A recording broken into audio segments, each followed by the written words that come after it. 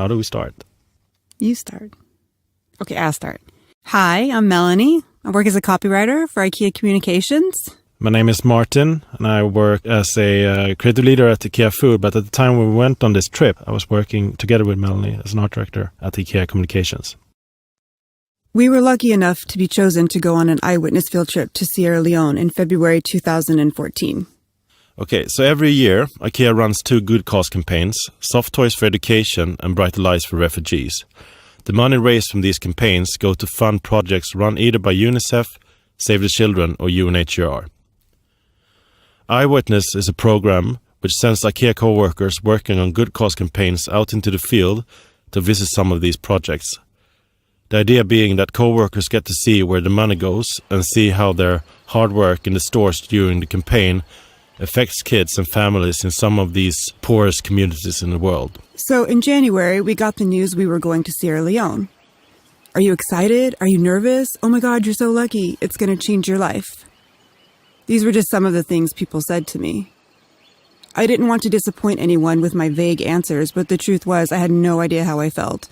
I was in shock, and I couldn't really get my head around what was going to happen, so I just agreed with anything anyone said. Driving through Freetown, you felt like an excited child.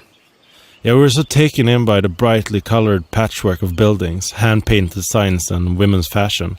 We couldn't stop shifting our gaze from left to right. We were so afraid we were going to miss something. The first official day of the trip, we met with UNICEF, and they briefed us on what would be an 8-day field trip. The plan being, we would visit schools and clinics from Port Loko to Makeni and all the way up to Kampala, covering a distance roughly 300 kilometers.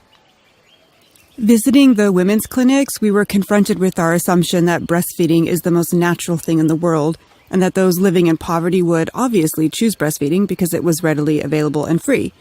Of course, we were totally wrong. Because of cultural and traditional reasons, a lot of mothers don't breastfeed, which leads to poor nutrition and disease. The clinic we visited, and many others like it, are on a mission to teach women this quote-unquote most natural thing in the world. We saw through their hand-recorded charts that their efforts are paying off. Fewer babies were malnourished or dying. We followed the nurses around the clinic, watching them work. Upon entering a tiny little room, we saw one of the nurses pricking the finger of a pregnant woman and putting the blood on a testing stick. We asked another nurse, what is happening? She told us the woman was being tested for malaria. Yeah, so we asked, when should we get the answer? And she told us it just takes a few minutes. Then she showed us a testing stick. The result was positive, and we were taken by surprise and didn't really know how to react. The feeling was just like, oh my God, what will happen to her? But the nurse reassured us it was fine. Finding out the result was a relief for the woman because she would get the treatment. 2 pills a day for 3 days, and then she would be free of the disease. We found ourselves with a large group of kids who had a day free from school. So with the direction from Mayata, one of our UNICEF guides, a relay race was organized. Depending on how you look at it, it was either a triumph or a tragedy. Those kids wiped the floor with us. It was like watching a race between an elephant and a cheetah. Yeah, and it was really, really fun.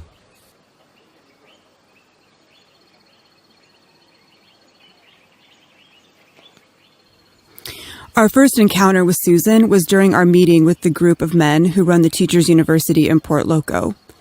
We were all sitting around listening to these old men tell us about the university and the programs it teaches. But a group of women had gathered outside the gazebo where the meeting was being held.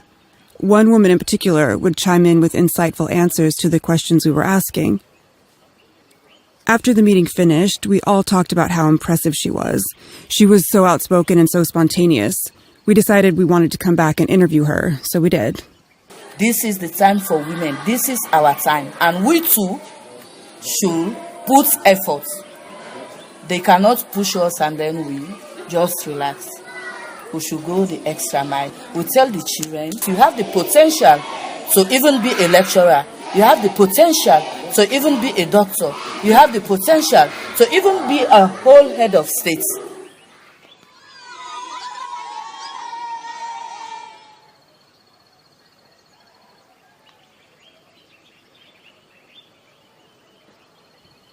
The first school we would visit was a 45-minute drive outside of Makeni. We were eager to get out there and see what it was we were there to see. Ibrahim grew up in a tiny village not far from the school he now teaches at. He completed his teacher's training, and instead of going to Freetown to try and make more money, as so many others do, he came back to his home village to teach at a local school.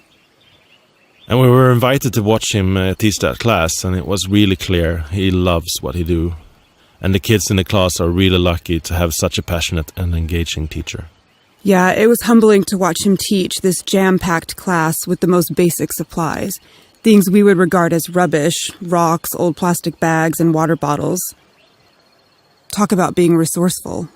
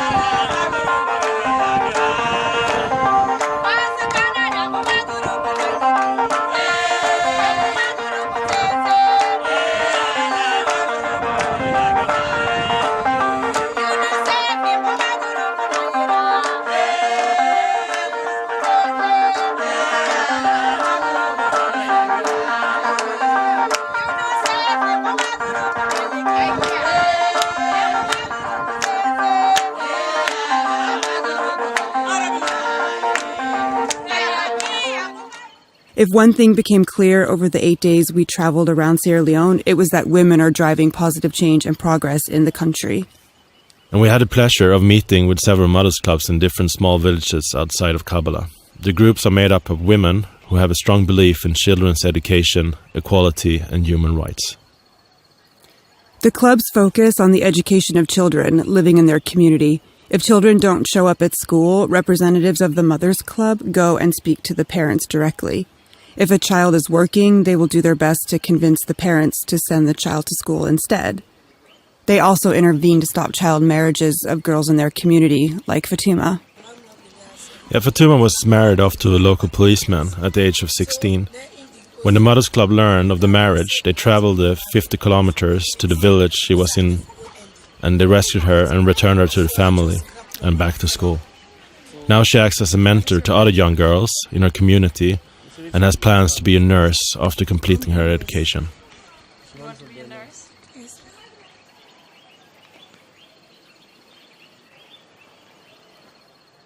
These clubs are in control of their own money, which is typically invested in food and school supplies, but can also be invested into projects like building water wells or school maintenance. To keep building their financial resources, the mothers also produce agricultural products and sell them so they can reinvest into their children's education. All their work is voluntary. Spending time with the Mothers Clubs was such a positive experience. Seeing women team up, and sometimes even against the support of their husbands, drives a lot of change in the society. It was really inspiring. We saw how passionate they were about ensuring high-quality education for their children and protecting them from early marriages and pregnancies so they can go and complete their school, which is not a very common thing in rural parts of Sierra Leone. We met a lot of strong individuals who are motivated and constantly plan new projects to increase the quality of living and to create a better future for their children.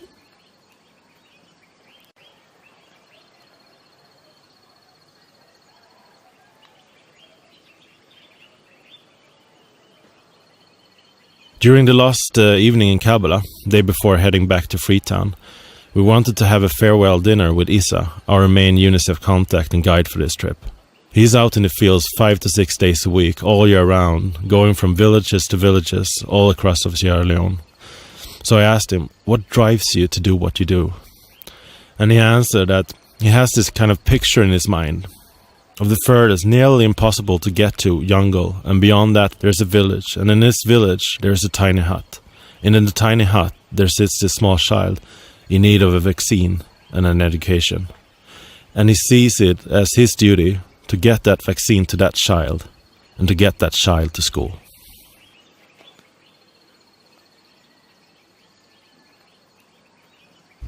Sunday was our last day in Kabbalah, and it was an emotional day. We knew we had a long drive ahead of us, but also we were made to feel so welcomed and were treated so good with such hospitality that we felt a bit melancholy about saying goodbye. On the drive back, we had a lot of time to reflect on the days out in the field.